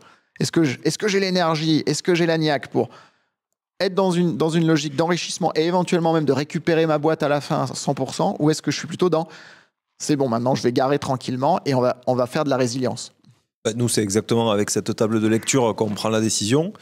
Donc en 2018, nous, ça fait que 6 ans, tu vois, on vient de réintégrer Race Tools, donc on a du gaz, on est encore hyper motivé pour aller faire l'histoire qu'on écrit, et donc du coup, on choisit plutôt l'option des fonds pour 2 raisons. La première, c'est celle qu'on vient de citer. Nous, on se sent très partant pour la phase 100, 200 ou 100, 300. Parce qu'en tant qu'entrepreneur, tu vois, on se dit on va faire un truc de malade, hein. On voit que nos amis de Mano Mano continuent à franchir des paliers incroyables, on voit que le secteur continue de se digitaliser, on a beaucoup de feux au vert, hein, même si la pression concurrentielle augmente. Et le deuxième sujet pour lequel on écarte les industriels, c'est qu'à l'époque, à l'exception de la petite brique Race Tools, mais qui est encore très petite, hein, nous quand on rachète Race Tools, ça fait 7 millions, tu vois, sur un groupe qui en fait 100, donc c'est encore petit. On voit que notre métier des ventes privées, pour les industriels, c'est très très loin de ce qu'ils font. Et donc on se dit en fait, on va essayer de faire entrer un carré dans un rond, ça va pas du tout fitter. Et donc c'est aussi pour ça qu'on écarte vite l'option des industriels. On continue d'approfondir avec les fonds, et même parmi les fonds, pour vraiment vivre notre vie d'entrepreneur, on choisit finalement pas un fonds, on choisit un family office. Donc là, la différence en 2 secondes entre le fonds et le family office, c'est que le fonds, il gère l'argent des souscripteurs, qui peuvent être des privés ou ce qu'on appelle des institutionnels, donc des banques, etc. Le family office, il gère l'argent d'une famille, donc il gère son propre argent. Et donc la seule grosse différence entre les deux, ils sont pas moins exigeants en termes de résultats. Une aversion au risque d'un côté et un peu moins de l'autre. Et t'as un peu moins un timing marqué de les fameux 5 ans que disait Clément. Ben là, en fait, c'est comme toi, quand tu fais un investissement en bon père de famille, c'est toi qui décides un peu à quel moment tu veux le récupérer. Et donc on choisit de travailler avec Florac, qui est un super family office au demeurant, qui rentre au capital de Brico Privé. Donc là, nous, pour la première fois, on devient minoritaire avec Marc, puisqu'on accepte dans le cadre du LBO, et là, on sécurise, nous, les 6 années où on a quand même pas mal travaillé, donc on fait un super LBO. Et donc, Florac devient majoritaire, rachète la totalité des parts de Benoît et Guillaume, qui étaient là depuis le début, d'Ardian. Ardian décide quand même de réinvestir dans ce tour, qui est toujours quand même une belle marque de confiance, quand le fonds sortant remet avec un nouveau véhicule. Et donc avec Marc, on garde à peu près, je crois que c'est 35% du capital. À deux, ouais, toujours. Et parce qu'on a toujours été que 2 co-dirigeants et cofondateurs. Et par contre, comme on disait tout à l'heure, tout s'écrit ou tout se gère, on garde quand même un pacte de majo. C'est-à-dire que nous, on accepte tout ça parce qu'on garde les manettes. Évidemment, avec certaines décisions qui doivent être des décisions conjointes. Mais on garde une liberté de manœuvre très grande, voire totale, sur la gestion du projet, quoi. Voilà. Et ça, pareil, s'il y a des gens qui nous écoutent, qui sont dans la réflexion de leur boîte, c'est pas parce que vous faites rentrer quelqu'un majoritaire qu'il a les décisions. Hein. Tout ça, ça se gère dans des pactes de gouvernance. Et donc, la gouvernance, c'est pareil, ça s'écrit, ça se gère. Ouais, et puis nous, tu vois, typiquement, on n'a pas choisi la plus grosse valo. Hein. On avait des valos beaucoup plus grosses que celles qu'on a choisies. On a choisi encore une fois le projet et les personnes avec qui on avait envie de travailler. Donc, Florac à l'époque. Eux, leur thèse, pour le coup, en 2018, on faisait nos 100 millions. C'est de dire, si on veut continuer à se développer et sortir un peu de ce modèle des ventes privées et essayer de mieux maîtriser le business, il faut avoir une offre 365 jours par an. Si tu veux, le constat était bon. C'est-à-dire, ils disent, en fait, aujourd'hui, on a une personne sur 2 qui vient sur Brico Privé, qui tape dans le moteur de recherche et qui repart parce qu'on vend que 6000 produits à l'époque, je crois. Et donc, ils nous disent, en fait, les gars, on va ouvrir une marketplace, un peu ce que font vos amis de Mano Mano. On va rentrer 200 000 produits et forcément, ce client sur 2 qui repart et qui trouve rien, celui-là, on va en convertir peut-être que la moitié. Et c'est comme ça qu'on va passer de 100 à 300 millions. Et alors, petite info backstage, c'est que quand même, chez VP à l'époque, c'est donc strictement la même stratégie. Ouais, tous Voilà. les sites de vente privée ont eu un peu la même réflexion. À l'exception de Private Sport Shop qui n'a pas chuté. Mais il y a beaucoup de sites qui se sont dit la réponse à notre plafond de verre, ça va être d'ouvrir une division marketplace. Toi, tu arrives à peu près dans ces eaux-là. Alors comme je quitte le petit ballon en 2021, je suis en plein carton à Barcelone pour déménager à Toulouse, que là j'ai un petit message LinkedIn d'un certain Marc Leverger qui me dit oui, j'ai appris par Cédric Georgie, qui est un grand animateur de la French Tech toulousaine, que t'arrivais à Toulouse, ce serait bien qu'on se rencontre. Et là je dis alors je fais mes cartons, pas la semaine prochaine, hein, début octobre. Voilà. Et c'est comme ça après. Moi je suis arrivé Ça, c'est un peu avant, ouais. janvier 2022. Ouais, ça c'est un peu avant l'ouverture de la marketplace. On fait partie des premiers clients de Miracle, tu vois, c'est 2018. Donc on vient de faire le LBO, on vient de faire les 100 millions, elle était 2018, et donc en fait ça voit le jour, le projet voit le jour en 2019. Et donc moi je suis quand même un peu en retenue sur ce projet parce que je suis quand même le seul vraiment opérationnel sur l'offre. Et moi je vois qu'on a quand même pas mal de fournisseurs qui attendent que ça, tu vois, qui attendent qu'on ouvre une marketplace pour parce que nous les fournisseurs quand même, il y en a certains qu'on tenait très fort en me disant mais écoute, si tu veux être sur le site, il faut que j'ai... Tu tiens très fort, mais 2 fois par an ou 3 fois par an, quand ils font la vente avec toi, ils seraient très heureux de vendre tous les jours. Exactement, sauf que ce que tu perds quand ils vendent tous les jours, c'est que pour les avoir 3-4 fois sur la plateforme, c'est toi qui as la main. C'est-à-dire que tu lui dis, bah écoute, il me faut 30% de remise, Voilà. il me faut 30% de marge. Et le mec t'en fera plus que 10 après. Et en fait, le jour où il bascule sur la marketplace, si tu veux, il tombe à un niveau de com qui est assez standard sur les marketplaces, en tout cas dans le métier du home and garden. À l'époque, les niveaux de com, ils sont autour de 12-13%. Donc là où toi tu lui demandais 25-30 pour des ventes privées, ben, là il a une porte ouverte à 13%. Donc lui, c'est pas il s'engouffre, si tu veux, il s'y jette avec toute son énergie. Et une fois qu'il est là, tu lui dis oui, ben moi je veux continuer à faire mes 4 ou 5 ventes privées. Et il te dit ouais, mais là c'est compliqué, j'ai pas trop de stock, je peux pas trop. Puis, Vous êtes en 1P ou 3P? ben, en fait, on essaie de garder les deux. Si tu veux. Pardon, vous avez le stock ou est-ce que le stock est chez le... Alors sur la marketplace, pas du tout. Ouais. Sur les ventes privées, par rapport à ce que je t'ai raconté avant, beaucoup plus, puisque comme on s'est engagé avec nos marques à coproduire, tout ça c'est du stock. Donc en plus on a un poids du stock, donc chaque fois que tu vois un produit en marketplace, bah, toi tu te dis merde, c'est un produit de moins qui n'a pas tourné dans mon entrepôt. Donc c'est un modèle qui te rend quelque part, et ça c'est un truc qui est vraiment arrivé à la boîte, ça nous a rendu complètement bipolaire. Même tripolaire à la fin. Même peut-être, en tout cas, ça nous a rendu fous. Et surtout, ce que ça a produit en 2019, qui est une année un peu difficile. On passe effectivement de 100 à 140 millions, je crois. Donc ça apporte de la croissance. Par contre, l'EBITDA, lui, il passe de 8% à 0. Parce que tu as basculé une grosse partie de ton chiffre qui était bien margé. Donc je te dis à l'époque 25, 27, 30 selon les catégories, à un niveau de commission qui est autour de 13, quoi. Donc tu détruis une valeur qui est colossale, quoi. En fait, tu fais peu de croissance et beaucoup de vases communicants. C'est-à-dire que ton client exposé à l'offre, il est absorbé par ta marketplace, il va acheter sur ta marketplace au lieu d'acheter sur ta vente privée. Et donc effectivement, là où tu faisais 30%, 35%, ça ne fait plus que 12%. Bah, tu deviens un peu ton propre concurrent. En ayant fait 5 points de croissance peut-être, mais en fait, ta marketplace, elle n'a pas fait les 5 points. Elle t'en a fait 5 de croissance, mais elle t'en a pris 10, 15, 20 points. Et ça va faire que ça pendant les années. Ça prendrait des parts de marché, non pas au marché, mais à la vente privée. Puis ça aussi, tu vois, on voit l'impact côté client, mais ça a eu un énorme impact en interne. Tu vois, les acheteurs des ventes privées qui se battaient comme des chiens tous les jours pour aller trouver des super offres et tout ça, bah, ils rêvaient tous d'aller bosser pour la marketplace où ils avaient l'impression que le truc se faisait tout seul, tu vois. Il suffit de plugger les flux et c'est bon. Bah, tout le monde... Alors qu'en fait, c'est pas du tout ça la marketplace. Aujourd'hui, les marketplaces qui cartonnent, ils bataillent sur l'offre pour avoir des offres exclusives, des promos, ils négocient des commissions, des marges arrière. Et ça aussi, nous, en fait, on s'est lancé dans un métier qu'on pensait connaître, alors qu'on ne le connaissait pas du tout, avec un constat qui était bon. Le diagnostic posé on n'a pas assez de produits, il est bon, mais la réponse qu'on a apportée, elle était pas top. Donc ça a apporté quand même un peu de croissance en 2019. Et après en 2020, là on revit nous aussi ce qu'a vécu Clément. D'ailleurs nous à l'époque, donc on est sur un trend, tu vois, où on fait 10 millions par mois. Donc 10 millions janvier, 10 millions février. Mars arrive, donc on fait nos 5 millions les 15 premiers jours de mars. Et après je me souviens. Parce que deuxième quinzaine de mars, on fait 10 millions. Donc déjà ça fait un mois de mars à 15 quand tu fais plutôt 10. Ça commence déjà un peu à bouger. Et avril on fait 24. Voilà. Je vais peut-être 30, moi, mais c'est ça. Ouais. Donc en avril, on fait 30 millions en un mois, 1 million par jour. Tout va bien. Et donc, bon là, ça tremble un peu, tu vois. Donc, de partout, hein, les logisticiens. Sachant que nous, à l'époque, on a eu quand même une espèce d'alignement des planètes que là aussi, on reverra jamais.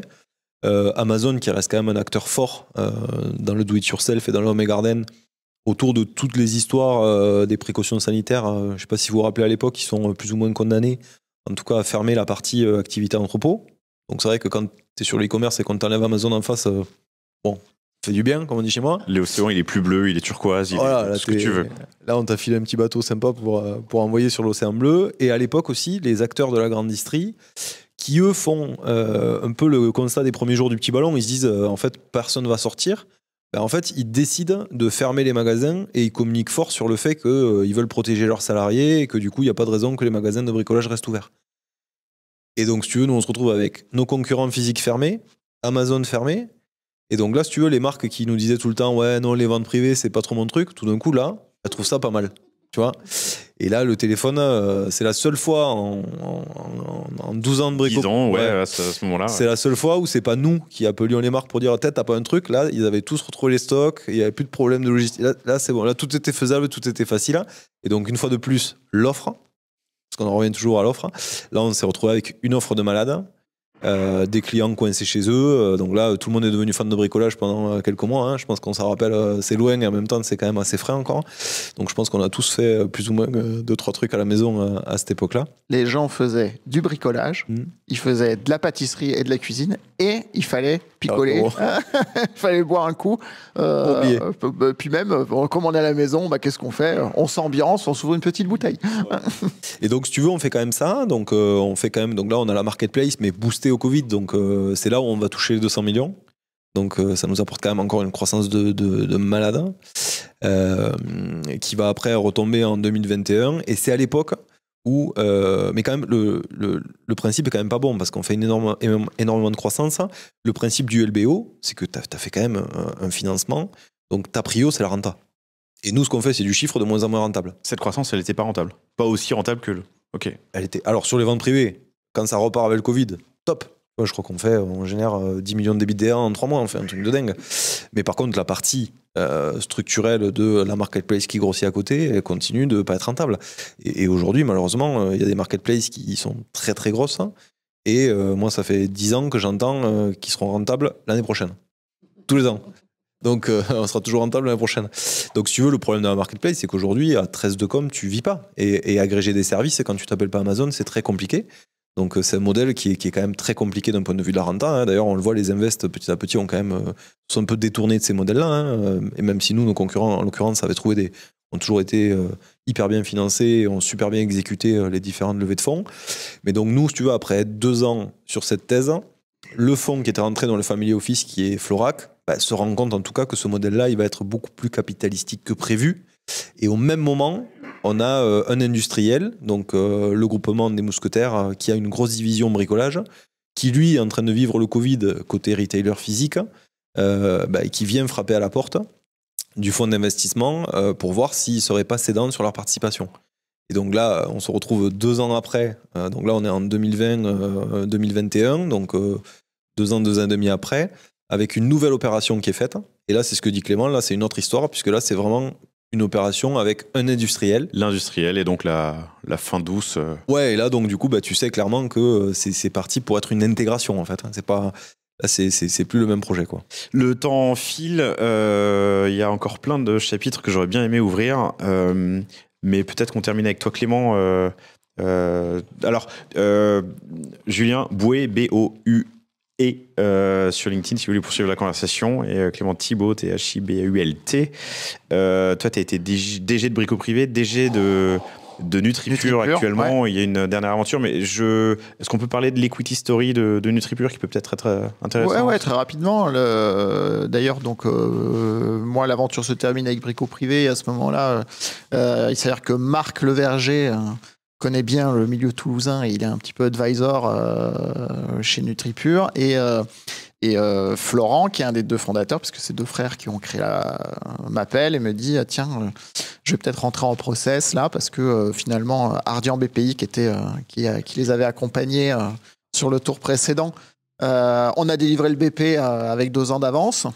Et donc quand c'est comme ça, le fonds il préfère sortir au moment où il a délivré son BP plutôt que se dire, c'est la roquette, hein, le principe c'est, j'ai vu ça après, les fonds, quand ils ont un truc qui est en super accélération, malgré tout, ils sécurisent leur truc et ils se disent on va pas faire l'étape d'après, ça nous correspond pas, donc on vend plus tôt.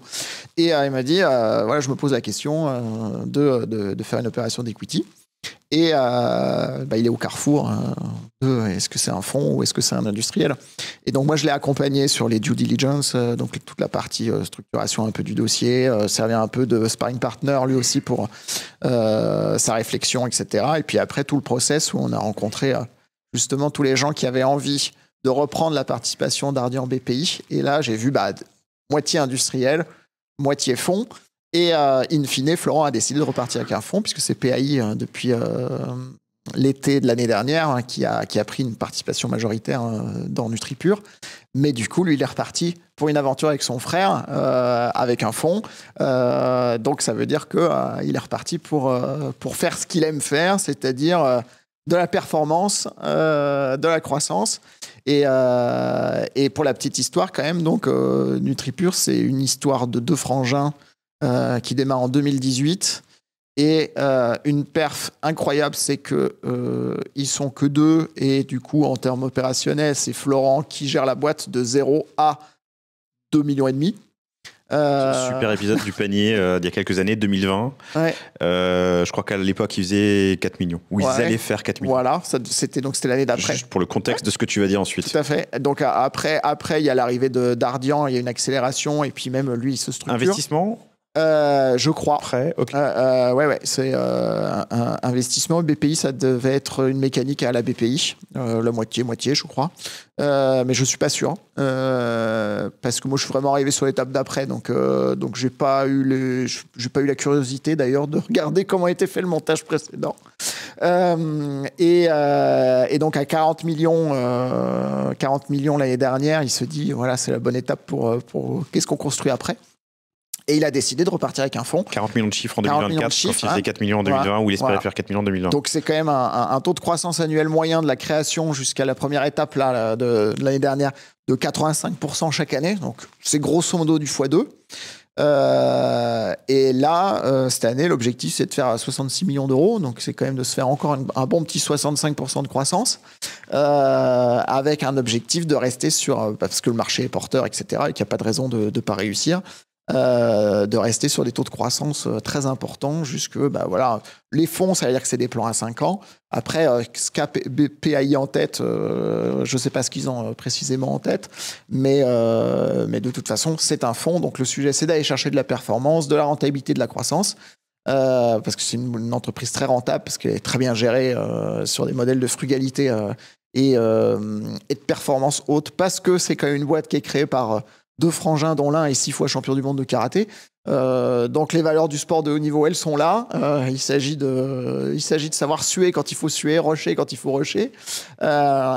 Et donc moi, je les ai accompagnés sur cette étape-là. Et donc j'ai revécu tous les sujets que moi-même aussi j'avais vécu. Et je pense que c'est aussi ça que Florent il allait chercher en termes de sparring partner. C'est quelqu'un qui était un peu passé par cette étape-là, à des échelles moindres, hein, parce que le petit ballon, nous, on est monté à 20 millions, hein, et 66, j'ai pas fait. Hein.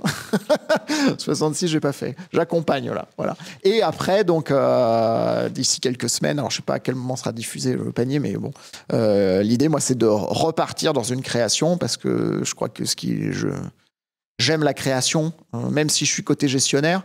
Je crois que j'ai besoin de créer. Et donc là, cette fois, c'est un peu le contre-pied du petit ballon, c'est de repartir sur de la distribution de boissons sans alcool. Avec pour le moment, puisqu'on n'a pas le nom encore, sansalcool.club, et puis on verra comment ça s'appelle, et on espère une belle histoire aussi, mais sansalcool.club. Je vous propose de clôturer et puis on passe aux questions-réponses ensuite, mais un grand merci à vous deux. Donc Clément Thibault, THI BAULT, Julien Bouet, BOUE. Toi, tu es operating partner et investisseur. Ouais, la vie d'après, du coup, c'est ça que tu veux. Ouais. Donc, écoute, nous, l'aventure Brico Privé, donc elle se termine à l'été 2023. Donc là, moi, tu vois, j'ai fait un petit 6 mois de break. Et puis après, j'ai été contacté principalement par des fonds d'investissement. Donc certains que je connaissais, d'autres que je connaissais pas du tout, dans lesquels je n'étais pas forcément du tout investisseur. Et c'est eux qui m'ont mis le pied à l'étrier en me demandant d'accompagner certaines de leurs participations. pas des gens en difficulté, au contraire, plutôt des gens qui se sentaient en phase d'accélération. Mais qui avaient besoin d'un conseil sur l'offre. Ouais, et qui avaient. Alors, moi, je leur ai dit justement, je fais pas du tout de stratégie, je suis désolé. Donc, au début, j'ai dit non, parce que je pensais qu'ils voulaient un truc un peu conseil stratégique, etc. Et moi, la stratégie, je la faisais déjà pas chez Brico Privé. Donc, si tu veux, c'est pas pour la faire chez les autres. Hein. La stratégie, c'était Marc, et moi, je faisais que le. Voilà, j'ai toujours dit, Marc, c'était le cerveau, moi, j'étais le bras armé, tu vois, c'était la répartition des rôles. Et ils m'ont dit non, non, au contraire, on veut vraiment des sujets opérationnels, organisation des sales, acquisition de clients. J'ai dit, ok, ça peut être moi. Donc du coup, si tu veux, j'ai choisi deux choses. Déjà, j'ai partagé mon temps. Aujourd'hui, je fais 50% du temps des choses bénévoles et 50% cette activité d'operating partner.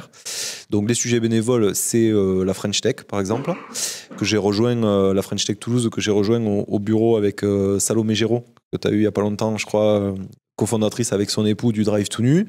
Donc là, je m'occupe du programme French Tech Tremplin, tu sais, qui est vraiment un programme d'entrepreneurs autour de l'égalité des chances, donc des entrepreneurs sous-représentés dans la tech. Donc ça veut dire ou des quartiers pas très favorisés, il y a la ruralité, il y a des entrepreneurs hors Union européenne qui n'ont pas forcément tous les visas, tous les éléments pour entreprendre facilement. Donc on accompagne ça avec des promos de 16-17 entreprises tous les ans.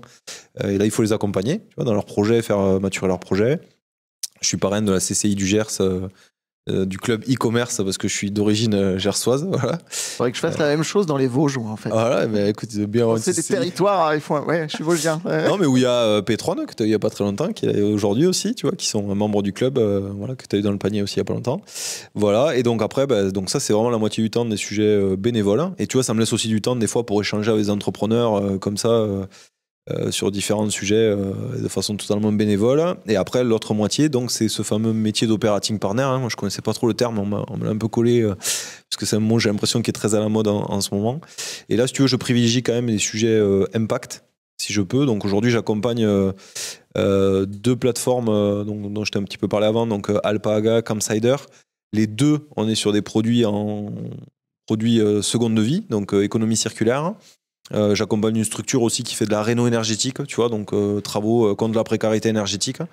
Donc là, l'idée, c'est d'accompagner des boîtes et de préférence des sujets impact. Dès que je peux, impact, et évidemment, on reste soit e-com, soit bâtiment bricolage, qui sont les sujets sur lesquels où moi je me sens à l'aise, tu vois. Partir sur des sujets où tu mets 6 mois déjà pour découvrir le secteur, c'est toujours un peu plus compliqué. Je confirme. Mon seul investissement en tant que business angel qui allait au tapis, c'était de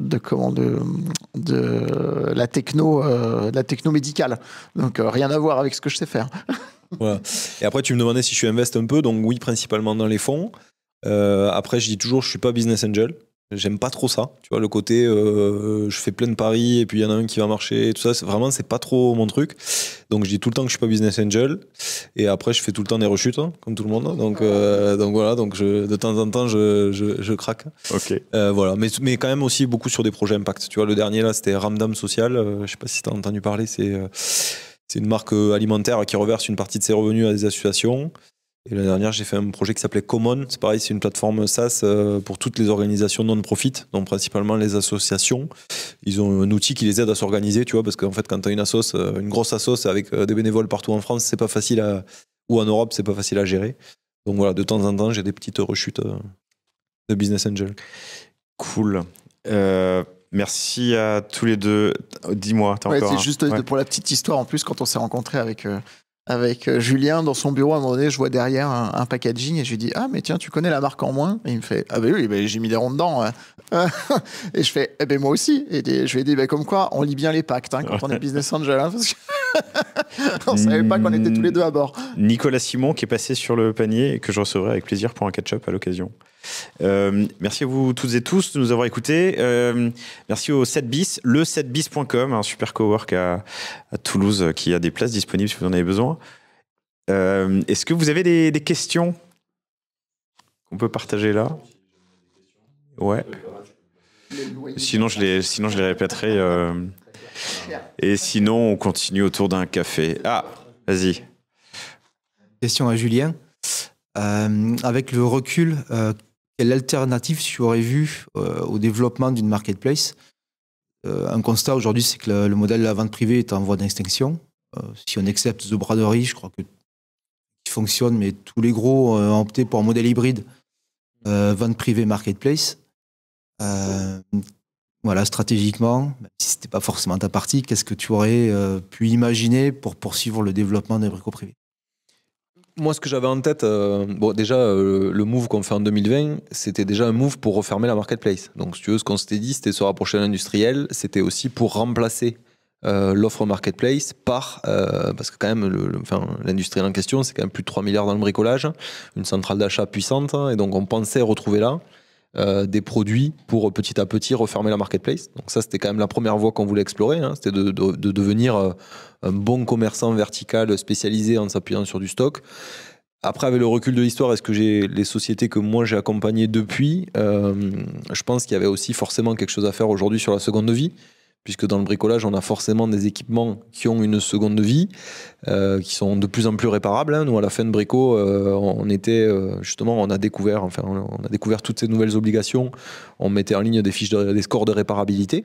Donc, ça veut bien dire que les produits allaient être de plus en plus réparables. Donc, je pense qu'il y avait vraiment une voie à creuser autour de la supply ou l'offre seconde vie. Tu vois, je pense que après, ce que je vois aussi, qui reste pour moi une inconnue, c'est que tous les modèles là qui cartonnent en seconde vie, hein, que ce soit Alpaga ou Campsider, ils s'appuient sur une supply B2B. Donc, ils vont se sourcer chez des revendeurs. Alors que quand on parle de seconde vie, les gens ils pensent tout de suite à Le Bon Coin, Vinted. Donc, ils pensent à des modèles très particuliers à particuliers, très C2C. Or, sur des verticaux, moi, ce que je constate, c'est que les modèles qui réussissent, hein, c'est des modèles qui sont B2B2C, quoi. Vraiment, la supply, elle est très structurée, très professionnalisée pour pas avoir les doubles coûts d'acquisition. Et je ne sais pas, malheureusement, puisque je suis quand même un peu sorti de ce secteur du bricot, je ne sais pas si dans le secteur du bricolage, on a des revendeurs de seconde vie avec des stocks structurés suffisants pour porter ce projet. Tu vois, donc, mais en tout cas, si j'avais un truc à creuser, c'est ça que je creuserais, quoi. Voilà.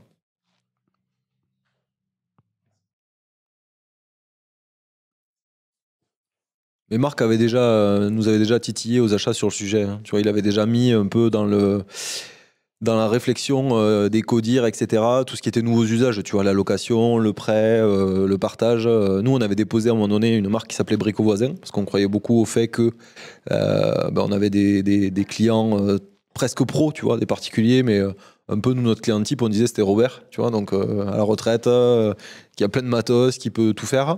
Et puis après, post-Covid, on avait des nouveaux clients. On sentait que c'était des bricoleurs un peu plus débutants. Et donc, on se disait, peut-être qu'il y a Stéphane, étudiant, qui achète pas son lustre parce qu'il sait pas le fixer. Et donc, il y a peut-être un truc à faire entre Robert et Stéphane pour arriver à les faire bosser ensemble. Et on n'a jamais franchi le pas, en fait, parce que on se disait, on se disait, c'est un super modèle de market, en fait, d'animation de la plateforme, mais c'est pas un modèle économique. Et c'est vrai que on a vu autour de nous des boîtes qui faisaient ça. Il y en a pas beaucoup qui ont survécu. Donc, on n'avait pas les reins assez solides, entre guillemets, pour y aller de façon un peu costaud. Mais en tout cas, on avait cette réflexion codir de OK, demain, les gens, ils vont louer. Je crois que la durée moyenne d'utilisation d'une perceuse en France, c'est 6 minutes. On a tous une perceuse chez nous qu'on utilise 6 minutes par an, en fait. Donc, c'est vrai que, voilà. Et il y a des nouvelles initiatives. Je crois qu'il y a une super plateforme qui sort aujourd'hui, dont je vais écorcher le nom, donc je vais pas le dire, mais qui est lancée par Lucie Bach, qui était la fondatrice de Too Good To Go. Donc je crois que le lancement c'est aujourd'hui, c'est le 8 avril, et justement c'est autour de ça, tu vois, de l'économie du partage, du réemploi, de la seconde vie, du prêt de matériel. Donc je pense qu'il y a quelque chose à faire là autour, ouais. Particulièrement dans le bricolage et le jardin où il y a beaucoup de produits que tu utilises que ponctuellement, quoi. Poppins, ouais, voilà. Qui est lancé aujourd'hui. Hein. Petite dédicace. Hein.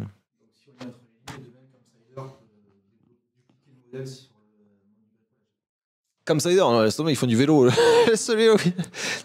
du ski. Non, Campsider, si tu veux, ils sont dans le sport. C'est plutôt un modèle ils sont beaucoup plus près de Private Sport Shop. Et justement, tu vois, aujourd'hui, ils sont très focus vélo et ski. Ah, dupliqué. D'ailleurs,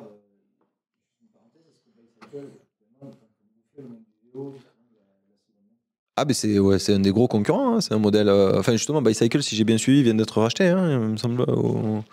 Je crois qu'ils viennent d'être rachetés par un gros leader européen, donc si je te dis pas de bêtises, ou c'est eux qui ont racheté un autre des acteurs. Mais oui, c'est un secteur qui se concentre beaucoup. Et d'ailleurs, tu vois, nous, sur Campsiders, quand ils se sont lancés, quand nous, on a décidé d'investir dans Campsider, parce que là, on y est tous les deux aussi, je crois. Hein, en fait, ouais, c'est rigolo, tu vois, on est aussi tous les deux dans Campsider. Il y avait 3 acteurs. Il y avait un acteur qui s'appelait Barouders, il y avait un acteur qui s'appelait Everride, et donc Campsider. Barouders, l'aventure, je crois, s'est terminée l'année dernière, et Everride cette semaine, tu vois. Donc, ça veut dire que c'est quand même aussi un secteur qui se concentre. Et donc, tu vois, Campsider, eux, ils sont très focus sur ces produits-là parce qu'ils ont trouvé la supply B2B. Et donc, du coup, tu vois, je pense qu'ils vont pas du tout changer de vertical ou essayer de dupliquer. Je pense qu'ils vont essayer de continuer à verticaliser et à creuser dans les univers du sport. Déjà trouver d'autres univers dans le sport qui sont pas le vélo, le ski, c'est déjà un challenge, tu vois, avant de penser à d'autres. Et tu parlais de supply qui se structure. Tu as Regener qui se monte à Caen sur l'ancienne plateforme de Decathlon que Supply Web, qui est un des acteurs de la logistique, a racheté. C'est super intéressant comme initiative. Hein. Je vous invite à regarder si vous êtes intéressé par tous les modèles de circularité. Regener.com, c'est leur site. Voilà, il y a un sujet d'économie d'échelle parce que la seconde vie, etc., c'est un sujet où se loge la valeur. Et la valeur, il va falloir réussir à écraser les coûts de ce qu'on appelle un peu double acquisition, mais c'est un peu le même sujet, double log, hein, récupérer, reconditionner, renvoyer. Donc, ce qui va être intéressant, c'est de voir comment ça va se structurer. Nous, on y croit, mais c'est compliqué. Hein. Oui, moi j'aurais une question sur la réglementation RGPD. En France, on a pas mal de règles qui tombent. On s'en plaint souvent, mais est-ce que ça a eu un vrai impact, l'entrée en vigueur du RGPD en 2018, sur vos business respectifs ? Alors sur Brico Privé, ça a eu un double impact parce qu'on est un des seuls sites de vente privée à avoir été condamné par la CNIL en fait, si tu veux, nous on partait du principe que voilà, un client qui arrive sur un site de vente privée, il dépose son adresse email pour s'inscrire. Donc le modèle est fermé, donc tu donnes ton adresse email et donc à partir de là, on commençait à lui envoyer la newsletter. Et nous, on donne ça pour acquis, si tu veux. C'est vraiment l'ADN du modèle. Et en fait, nous, à l'époque, on a eu une plainte qui remontait du Portugal, si je dis pas de bêtises. Moi, je suis arrivé, c'était déjà là. Ouais, voilà. Donc, en fait, on a une plainte qui remontait du Portugal, tu vois, où je pense que de toute façon, ça aussi, c'est un autre des sujets qu'on n'a pas abordé, mais les ventes privées et le carton qu'il y a eu sur les ventes privées, même si aujourd'hui, ça va peut-être un peu moins bien, ça reste un sujet franco-français. Tu vois, les ventes privées et le travail qu'a fait VP à l'époque aux ventes privées, suivi par Showroom, il a démocratiser énormément ce marché et beaucoup moins dans les autres pays d'Europe. Ouais, Espagne et Privalia, mais jamais à la même taille et aux mêmes dimensions que VP, enfin que Vente Privée France. Et donc, bref, je pense qu'un peu moins habitué à tout ça, on a un client au Portugal qui a déposé sa petite plainte à la CNIL. Et donc, la CNIL nous a condamné non seulement à une amende, mais surtout, parce que l'amende c'est une chose, surtout à rajouter une double couche de consentement post-inscription. Donc, ils nous ont demandé de rajouter un opt-in. D'accord ? Donc, ça veut dire que le client s'inscrivait. Une fois inscrit, on devait lui redemander s'il voulait bien recevoir les offres pour lesquelles il s'était inscrit. Et ça, autant te dire, c'est vu après, si on ne le mettait pas en place, on pouvait avoir des pénalités journalières. Là, c'était éliminatoire, quoi. Et donc, à l'époque, on a demandé, en plus, au-delà du fait on l'a mis en place. Donc, ça, c'était un nouveau challenge pour nos équipes CRM, parce qu'en plus de faire s'inscrire les gens, il fallait qu'en plus, ils les fassent accepter la news. Donc, ça a énormément impacté le modèle. Donc ça, c'est ta question. Est-ce que ça a impacté ? Alors nous, on a pris un bus de face, quoi. Et par contre, en plus de ça, quand on a demandé est-ce que ça allait être une pratique généralisée aux autres sites, c'est là où, pour le coup, il y a un petit truc qui marche pas toujours très bien en France. On nous a dit que non, puisque les autres sites n'ayant fait l'objet de plainte, il n'y avait pas de raison que eux le mettent en place. Donc là, nous, on s'est dit quand même, c'est quand même un peu... Tu vois, alors quand c'était nos potes de Private Sport Shop, on était contents pour eux, mais quand c'était nos concurrents, ça nous titillait un peu. Et ce à quoi ils nous ont dit, le seul moyen que vous avez de faire activer la même chose chez les autres, c'est à vous de déposer une plainte, à vous de les dénoncer. Et donc, juste pour résumer, ça a un impact, la RGPD, si tu le fais mal et que tu bases, ou que tu te prends un truc comme ça, hein, mais que tu bases ton modèle sur une pratique qui n'est pas conforme à la réglementation dès le départ. Et après, il ne faut pas se tromper, les gens qui sont réactifs à tes emails, etc., c'est tes actifs. Donc, en fait, on a toujours peur de faire le ménage, d'enlever les inactifs plus de 2 ans. Mais en réalité, ces gens-là, ils ne cliquent pas. Donc, c'est des fausses audiences. Moi, la bonne pratique, c'est pour tous ceux qui montent des business, c'est soyez dans la réglementation parce que justement ça évite l'impact de face et ça évite de construire sur du sable ou de créer des piliers qui à un moment donné vont s'effondrer dans ton business. Et le truc déjà de base, c'est faites les mentions consentement et finalité. Comme ça au moins, si quelqu'un passe sur votre site, ce qui est visible en termes de vitrine, c'est que vous êtes conforme. 2, pensez à la mécanique de clean des bases, même si c'est des scripts manuels à faire tourner, que c'est pas tout automatique, pour éviter justement la plainte du mec qui est relancé alors qu'il est inactif et gna gna gna. Et ensuite, c'est déjà bien. Et le reste, les autres étapes de la RGPD, faites-le manuellement. Mais si vous faites déjà ça, c'est top. Voilà. Et ça n'aura pas d'impact sur votre business du coup. Mais c'est un peu casse-couille quand même. Ouais, nous, il y avait eu aussi déjà l'étape des cookies qui avait été un peu painful parce qu'aujourd'hui, tout le monde je pense qu'il y a pas mal de solutions qui sont développées autour de ça pour requalifier, enfin en tout cas, ou même anonymiser, arriver à te remonter de la donnée marketing sur les utilisateurs anonymisés. Nous, c'est vrai que quand ça a été mis en place, pendant un temps, on a piloté avec en gros un œil aveugle, quoi. Tu vois, on avait à peu près que 50% des gens qui acceptaient et donc l'autre 50%, tu vois, on se disait, bon, il n'y a pas de raison qu'ils se comportent différemment, mais pendant un moment, on a perdu, avant de trouver des moyens de reconstituer la data, on a perdu 50% de la donnée quand même. Donc le market a été fortement impacté. Donc oui, je dirais quand même que tout ça est venu impacter fort des modèles comme les nôtres qui étaient en plus, je pense que ça a impacté beaucoup les modèles de push. Tu vois, parce que nous, c'était vraiment un modèle de push. Nous, les clients, ils venaient tous les jours, on leur disait on a ça, et donc il fallait absolument que par tous les moyens, on leur écrive.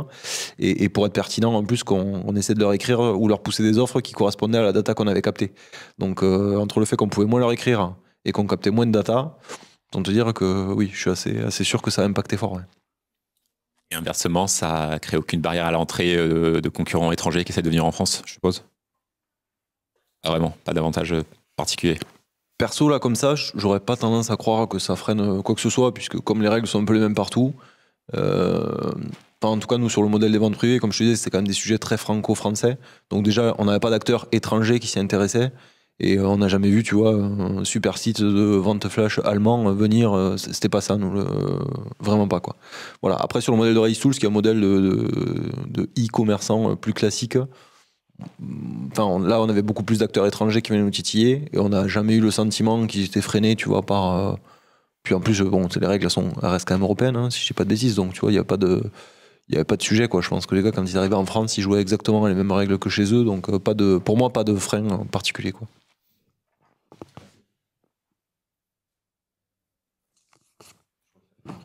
Ouais, merci. Je vous propose de conclure. Merci à vous toutes et tous. On continue, vous êtes les bienvenus. Merci. Autour d'un café, merci à vous qui nous avez écoutés ou regardés. Si vous avez des questions, Julien Bouet, je l'ai déjà dit, B-O-U-E, et Clément Thibault, T-H-I-B-A-U-L-T, sur LinkedIn pour poursuivre la conversation. À bientôt. Salut. Merci Laurent.